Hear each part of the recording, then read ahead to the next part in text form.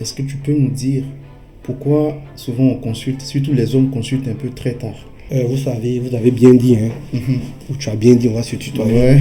Voilà, c'est vraiment quelque chose de tabou. Il y a trop de désinformation. Mhm. Les êtres humains, pour dire les hommes, tiennent vraiment, pour parler de façon vulgaire, à leur machine, à leur appareil génital. Ouais. Donc il y a beaucoup de désinformations qui disent que bon, quand tu vas chez un urologue par exemple, après la prise en charge, tu n'as plus de libido. Tu n'as plus la capacité d'avoir des rapports sexuels. On se dit que lorsqu'on a des maladies prostatiques et qu'on est traité, après la vie sexuelle disparaît. C'est aberrant, en même temps c'est choquant de voir des personnes qui préfèrent mettre en avant leur libido que leur santé. Et il y a tellement de désinformations sur les réseaux sociaux disant que il y a certaines plantes, il y a la tradithérapie qui va soigner les maladies prostatiques, il y a la tradithérapie qui va soigner X et Y. Donc nous sommes confrontés à ça.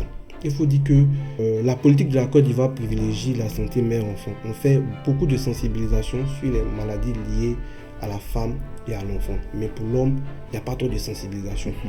Moi, dans le cadre des activités de la Société ivoirienne d'urologie, j'ai parcouru la Côte d'Ivoire. On était à Boaké par exemple en novembre, après on était à Guiglo.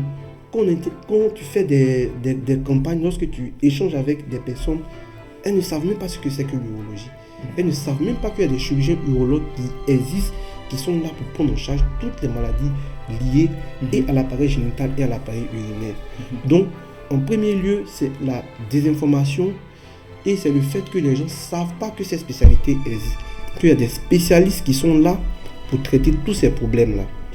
Donc, c'est ce qui fait que les gens consultent un peu tardivement.